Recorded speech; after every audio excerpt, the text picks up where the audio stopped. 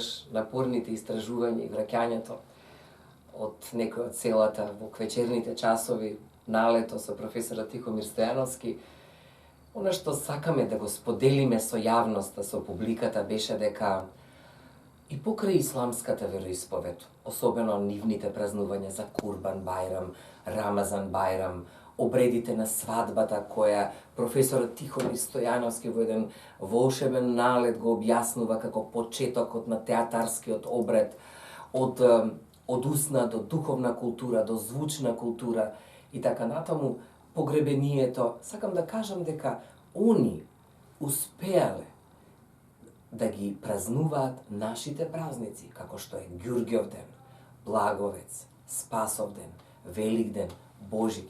И сега, од оваа страна, си велиме, низ каква мачна голгота поминувале македонците со исламска вероисповед. Да, од една страна, религиски се определат за исламот, го сакаат исламот, веруваат во исламот. Од друга страна, таа конзервативна здушеност, тоа помнење, таа меморија која е длабоко останата од прадедовците, дека има нешто кое треба да го слават и од христијаните македонци. И видете, таа потреба од здравје, од множење на децата, на джангурињата во семејството, во куќата, таа потреба од размножување на добитокот, на здравје во фамилијата, на плодната почва, на плодниот добиток, на плодната нива, тоа е она што е останато од Ѓурѓовден, од Летник, од Благовец. Особено ме фасцинира летните пролетни циклуси, нели, да се собере цвеќето, да се стави над куќата, над покривот, да има Бог милост, Аллах да има милост, без разлика, тука се мешаат и Бог и Аллах, да се надрочи куќата со здравје, да се верува во бредноста дека треба да се намножи фамилијата, дека треба да има здравје, дека треба да има храна во идната година, во идната сезона. И тоа китење на дворовите, тоа китење на куќите, тоа оставање во почвата на цвеќето, на дрвата и така натаму, е толку фасцинантно колку што е фасцинантно и Благовец, поделбата да се биде благодарен, да се подели со фамилијата, да се подели со семејството, да се подели со комшијата, да му се однесе тепсија баклава, тепсија кадаив, благо да тргне, со благ збор да биде, со благост да биде годината. Значи, имаме една идентификација на доброто, на умното, на благоста, оттаму ги црпиме благословите. Нема, и пазете, таа потреба од благодарност ја имаат како генетска форма, да се благодари на некого. Тој извик на убаво, да се пофали убавината. Ести колку ти е часот, ести што убав си, да грдо што си лично. Таа убавина која носат сами по себе македонците со исламска вероисповед, ние никогаш не можеме до крај да ја дофатиме. А од друга страна, пак клетвите, кои заради историската неправда која ми е направена се, паралелно говорам, се толку жестоки. Овие обреди кои ги имаат во текот на, особено на Спасовден, на Божик, на Ѓурѓовден, се нешто кое е, да кажеме, за мене една лепеза, на новина, а идентично со нашето славење и со нашиот обред за тие празници. И е фасцинантно како ја изучува професорот Тихомир Стојановски обредот на свадбата, бидејќи кај нив свадбата е еден огромен ритуал, од подготовка на невестата, кој ќе биде момчето, кој ќе биде невестата. Невестата слави посебно, момчето слави посебно. Девојката, младата, се бојадисува исто како во театарот, кога влегуваат актерите во шминкерната. Тој почетен, ритуален, обреден театар, го објаснува професорот Тихомир Стојановски, е всушност спојувањето на небесното, на духовното, односно влегувањето во тој небесен брак, како влегувањето на вкрстувањето, односно со Бог и со Христа. Нешто што е многу интересно во делот на свадбата е, да речеме, ние во галичкиот дел го ја имаме во галичката свадба барањето на изим, на веќе мртвите луѓе, на веќе мртвите роднини, истото го имаат и тука во обретот, тоа е опишано исто кај професорот Тихомир Стојановски, начинот на тоа како го права, дека не смее да се прави веселба и свадба, не смее да се влезе во ритуалот на веселбата ако не се поканат мртвите, покојните, тие што биле предци. Видете, тука имаме, да речеме, една неверојатна почит кон тие што ги создале, кон луѓето, дека не се забораваат ближните така, нели во лошо и во арно се канат да бидат присутни. Затоа се бара милост и се бара дозвола од нив, исто како што сега го имаме на Петровден на Галичката свадба, но тоа дозволувам да го прочитате вие во кое што навистина е многу поголемо и зурлите, и тапаните, и тој небесен звук, и тоа пење кое ве корне длабоко во душата, ќе видите исто и кај македонците со исламска вероисповед, дека топаните се символ на спојувањето на небото и на земјата. Тој небесен звук кој ве тера да помислите меѓу другото и на нивната неправда која се случувала историски наназад. Понатаму, да не должам, а сакам многу да кажам се втурнавме во изучувањето на јазикот на еден, би рекла, од најраскошните македонски поети со исламска вероисповед, Саме Лимани Жарновски. Многу пати ги листав неговите 5-6 книги, кои ги најдов во библиотеката Браќа Миладиновци овдека во Скопје, и не можев да одолеам на тие епитети, на тие метафори, на тој чудесен склоп на ритам и рима која го има Саме Лимани Жарновски. Она што ме фасцинираше кај него во сите негови книги е всушност дека тој, покрај Блаже Коневски, покрај Гане Тодоровски, покрај веќе сега покоен Радован Павловски, па Јован Котевски, да кажеме, Анте Поповски го читал секако, мислам дека е во плејадата на првите 10 извонредни поети во Република Македонија, исклучителни поети, затоа што неговиот пев е толку совршен, толку химничен, толку звучен, толку јак, да во еден момент вие гледате дека он радика, жировница, ја става на мета символ, на митско место. Не е само место, не е само миг на живење, туку тоа е митска предиспозиција за пишувањето на неговата поезија. Фасцинантна е неговата песна "Кога ќе умрем", во кој недвосмислено кажува дека нема потреба оџата или имамо да ме искапе. Не. Нема потреба, оставете ја радика да ме искапе. Или неговото голо тело не да го спуштат голо во земјата како што е обичајот кај исламот. Бидејќи он не бега од исламот. Он и во песната ни кажува дека сака тогаш да ја облечат неговата невестинска кошула. Видете таа паралела помеѓу исламот како припадност религиска и македонскиот јазик.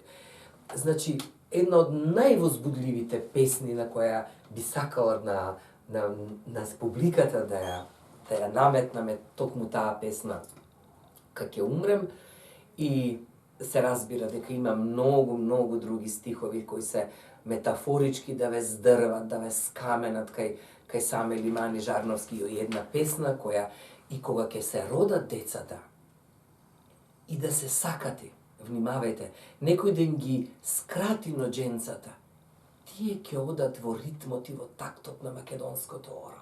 Замислете до каде оди, и да им онеме устата, дечињата пак ќе го говорат на шинскиот македонскиот јазик. Каква е таа силна побуда и силен крик, затоа јас го нарекувам Саме Лимани Жарновски еден македонски хероизам во поетиката. Еден апостол на македонскиот збор, подеднакво сличен, ќе кажам, и како Гане, и како Анте, и како Јован Котевски. Значи, еден волшебен извик на поетското писмо на Саме Лимани. Жал ми е што нема доволно книги, но мислам дека, еве и упатувам до публиката, дека неговите песни треба да влезат во една збирка на сите негови поетски книги. Понатаму појдовме професорот Тихо го изучуваше албанскиот дел на Гора. Јас ќе оставам тој повеќе да каже за тој дел. Појдовме заедно во Горанците. Бевме пречекани од Исмаел Бојда и искрено многу благодарам и на неговата прекрасна жена која не примија во нивниот топол дом, ни ги раскажа обредите при раѓање, молитвите при раѓање на детенци и така натаму. Влеговме во кројачницата, каде што се уште македонците од Гора ги шијат невестинските обредни здолништа и за момче и за девојка, па во петокот ги продаваат на пазарот во некој од селата. Тоа е срма, тоа е свила, тоа е вес кој, мислам дека ниту може да се научи ако го немате во себе, ниту може некој приближно да го направи на начин како тоа што го прикажуваме во нашиот филм во Кројачницата кај македонците со исламска вероисповед. Тие чудесни бои на црвено, на жолто, на зелено се раскрсница на животот на македонците со исламска вероисповед. За жал, заради историските, социјални и општествени прилики, многумина од нив сега и ние нема тука што да се лутиме како држава, ама треба да се отрезниме. Некои се искажуваат како срби, некои за жал како бугари. Се со една цел, дека мноштво од населението кое живее по падините на планините и работат за трошкале. Соседните држави и повеќето од нив им даваат нешто повеќе и затоа имаме во пописот и различни искажувања на тоа како припаѓаат, но подеднакво стојат сите дека го говорат најубавиот македонски јазик. Она што е многу важно е патот кој е направен, кој нашите тука кои што живеат од Македонија, па често ги посетуваат роднините во Гора, во Косовскиот дел, така што мислам дека баш таа трансверзала на одењето на нашите од Македонија кон Гора е исто така достатно доволна причина да јазикот остане зачуван. И тука доаѓаме до еден волшебен автор од Гора, тоа е Назив Докле. Ја морам да признам дека за мене беше една непознаница, но некаде пред проучувањето на нашиот проект, јазикот и јазичните форми како идентитетска основа, категоризација кај македонците со исламска вероисповед, ми ја понуди книгата професорот Тихомир Стојановски и кога ја држе в рака, кога ја говоревме во филмот таму од падините, кога се спуштавме во тој тежок предел на возење, не знам што ми беше повозбудливо, дали пределот кога го гледам, дали на шинците кога ги слушав или пак песната од Назив Докле. Она што сакаме да докажеме и двајцата е дека тоа е Хомеров јазик. Тоа е хексиметаров, дактиловиот хексиметар на Хомер.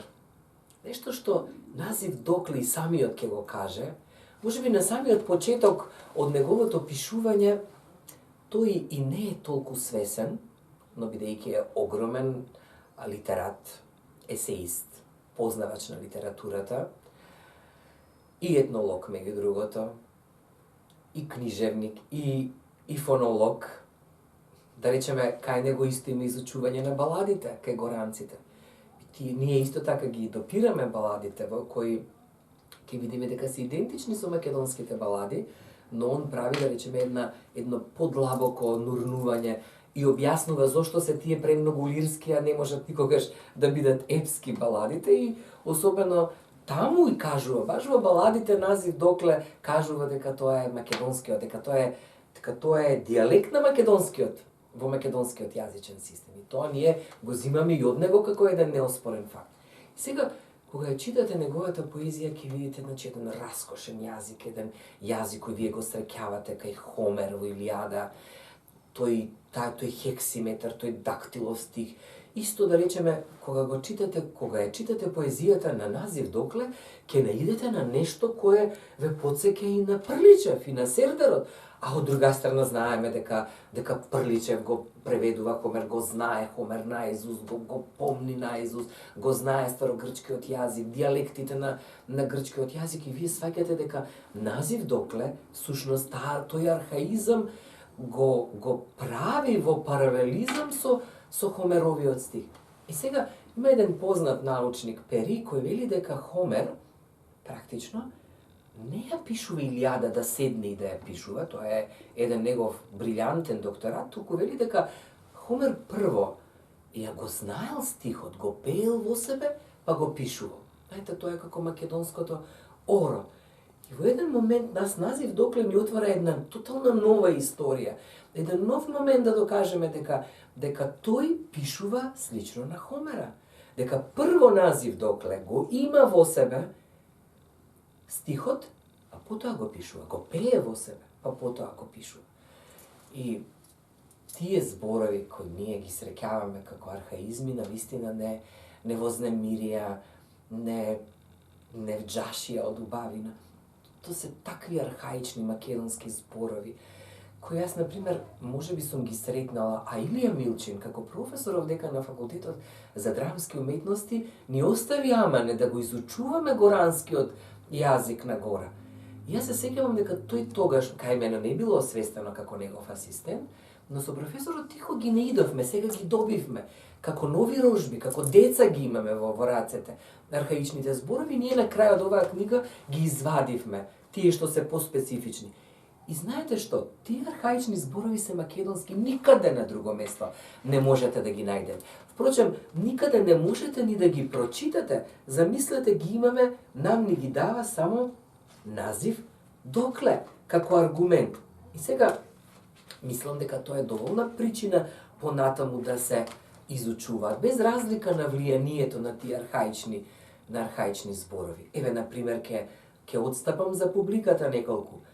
Крушум, клепалице, кланик, котет, јен, котит, попрач, мечава, мрсане, путој, голет, голичица, глаш, гов, туткуј, туткање, плавен, вргулица, увивање, пилје шарено, ниен трак, јена, дълга, јен, изглавник, јена колјепка, кланик, јена клетва, чуека, мреж, искривено, око објаljено, муа планина, јена мељајка и така натаму и така натаму. Видете, ги имаме повеќе, но ова се само дел, да речеме, кој нам ни изгледа прко, видев, муша, чуеке, соној, врзгулица, мушајка, пуплјунка, тама, чорави, темнина, видевце, видело, твуе пустина, или пак можеме ние да сретнеме некогаш туе пустина, еднога хута, крос и така натаму и така на јена туга, клепотајке, камен, љубаче, цвте, че врзуе љеп и така натаму и така натаму. Зошто ги одбрав на крај?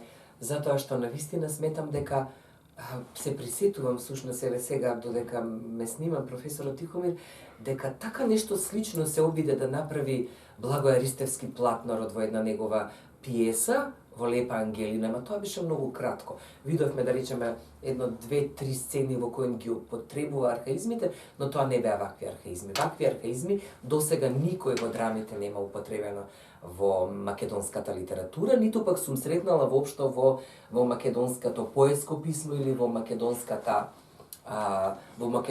роман. И на крај, сакам да завршам, можеби имаме многу да говориме, ќе оставам простор за професор доктор Тихомир Стојановски, нашата, би рекла, нашето патешествие кон ова научно дело, ќе го завршам со една реченица на поетот Славко Јаневски. Тој напиша некаде пред неговата смрт, вели се додека го имаме назив докле и саме Жарновски како чин, како книга, како поезија, ќе знаеме дека постои македонскиот јазик, диалектниот систем на македонскиот јазик. И тука завршува цела наука. Значи, ако ги немавме нив, ние сериозно во еден момент, можеби не сега, но по едно 20 години ќе се прашавме кој нам ни го чува ако не се диалектните форми во македонскиот јазик, јазикот, стандардниот јазик. И одговорот е да, дека нам диалектите ни го чуваат стандардниот македонски јазик. Оти ние сами не успеваме да го зачуваме. Колку и да се трудиме на катедрите на филолошки, на Институтот за македонски јазик, со многу малку пари за наука, на Факултетот за драмски уметности. Една од причините за зачувување на Ди е системот на македонскиот јазик, тоа е јазикот и јазичната основа кај македонците со исламска вероисповед. Длабоко се заблагодаруваме на сите македонци со исламска вероисповед, кои тоа го прават чувствено, органски, со љубов и го чуваат нашиот јазик. Ете, тоа е таа книга која излезе, Слава ти Господи Исусе Христе, која беше плод на едно научно истражување во кое учествувавме со професор доктор Валентина Божиновска, Комисијата за наука при Универзитетот Свети Кирил и Методија, Скопје, Македонија и Факултетот за драмски уметности. Значи, пријавивме истражувачки труд јазикот и јазичните форми. И ние зборуваме за тој македонски јазик кој денеска се негира, како што гледаме од дел од нашите соседи. Идентитетска основа, како идентитетска основа кај македонците со исламска вероисповест. И ние не мислевме дека ќе излезе книга со оглед на тоа дека средствата се скромни и кога ќе видите дека треба да посетите еден поголем регион кај што живеат македонци со исламска вероисповест, кој се наоѓа во повеќе држави, например Бугарија, Грција, Косово, Албанија, Македонија, еден реон каде што се конзервирани, како да кажеме, се зачувале овие луѓе. Ако го читаме она според Рацин и Богомилите, дека бегајки од исламизацијата последни се исламизирале, ние имаме едно такво семејство во Орешек гора, која раскажа својата приказна во филмот Ѓурѓовден во гора. Значи, и благодарам на професорката Валентина Божиновска која го спотна овој проект, бидејќи таа има повеќе искуство во институциите.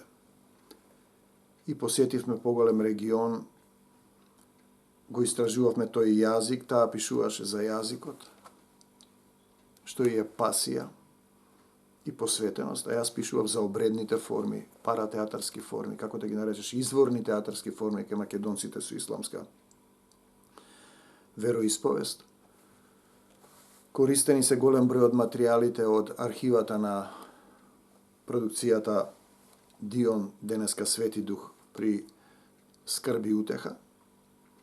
Огромен број на филмови во кои се снимени поголем регион, македонците во Голобрдо, во Гора, во Косово, Албанија, помаците на Родопите, нашите овде македонци, Стручко-Дебарскиот, Мавровскиот крај.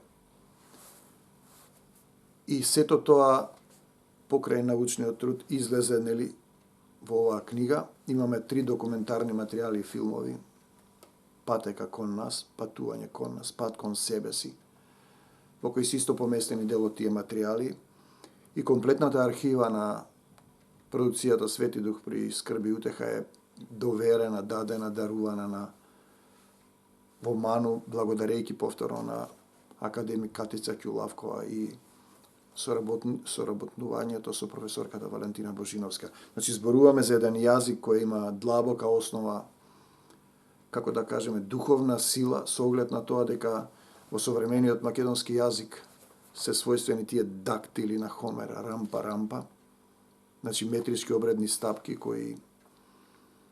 на кои е напишана Илијадата. И не случајно дури и назив докле го нарекуваат Хомер, Хомеров одек во Кукс над Албанија.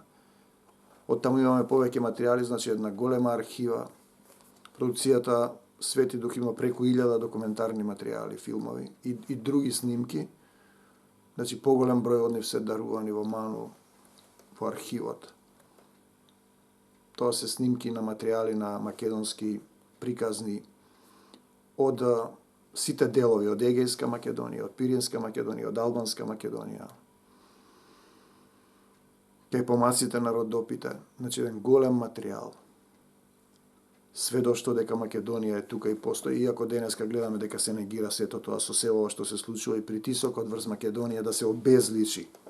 Значи овој научен труд е како еден крик дека сме тука, дека не има, и повик, можеби на апостол Павле, повторно дојди во Македонија и помогни, да дојде Исус и да ни помогне, со оглед на тоа дека ние се овдека постојано почнуваме да функционираме на лага, инаку овие луѓе кои се извонредни како да кажеш, широка душа, кои сакаат да пеат, да се радуваат, да играат, се присвојуваат од повеќе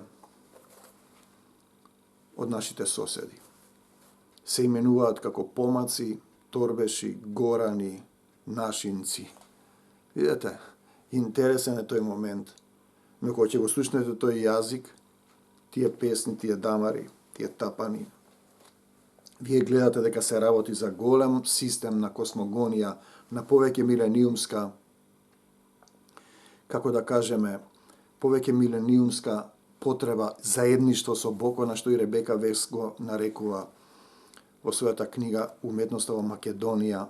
Не е технички трик, туку е духовна врска со Создателот и неговиот син Исус Христос. Тоа е точна работа. Со оглед на тоа дека како се оддалечувате од Македонија на сите 4 страни на светот, се намалуваат богатството на метрички стапки на носи и сето тоа. И кога ќе видите на Македонскиот полуостров, кој до 27. март 903 се именувал така, потоа е забранет со декрет на султанот. Сите ја ползуваат таа култура, како што се оддалечуваш од Македонија, делови од таа култура ја присвојуваат и ја прават постмакедонски национална на други култури. Така да метричките стапки што ги има тој дактил, Хомеров дактил, левите и десните дактили кои се обредни, за кои понатаму ќе зборуваме. Значи, сиве овие луѓе, ние и претходно имавме искуство со ними, со тие документарни филмови, например, Ѓурѓов ден во гора е биден на повеќе фестивали,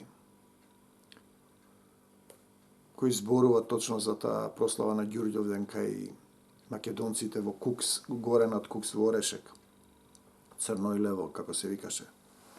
И сега ние збор кај Мемишевци, кои со своите топани практично ме поттикнаа да го напишам тој дел за македонска духовна свадба. Фала му на Господа, ова е моја 30-та книга заедно со професорката Валентина Божиновска, значи, пошто е книгата заедничка, нели, на заедништво.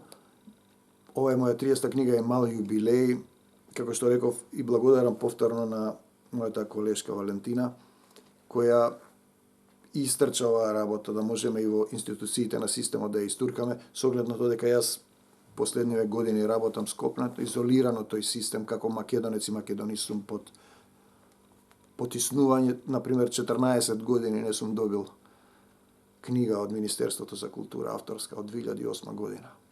Јас ги благословувам да се живи и здрави. 7 години театарот скрби и утеха не може да добие премиера. Добивме 2 гостувања повторно, со потик, со врски, како да речем. И жал ми е што притисокот врз Македонија продолжува. Мислев дека ќе се отворат границите, некои народи на кои барем зборуваме исти јазици, имаме исти потекло некаде. Тие се уште негираат дека постои Македонија. Се разбира, ако си произлегол од Македонија и негираш дека постои Македонија, ти тука имаш психолошко, психијатарски проблем. Веројатно ти можеш да бидеш и двајца, и македонец и нешто друго. Ове зборуваме за јазична форма која има дактили во себе си, најраната обредна метричка стапка на Хомера, која во ја има во современиот македонски јазик. Слава ти Господе што излезе оваа книга. Му благодарам на Комитетот за наука на УКИМ, на Факултетот за драмски уметности со кој имавме плодна драмска соработка, мора да има драма кај што се драми. И ете, таа е таа книга. Па понатаму ќе кажем уште некој збор за дактилите и за метричката структура и за таа македонска духовна свадба.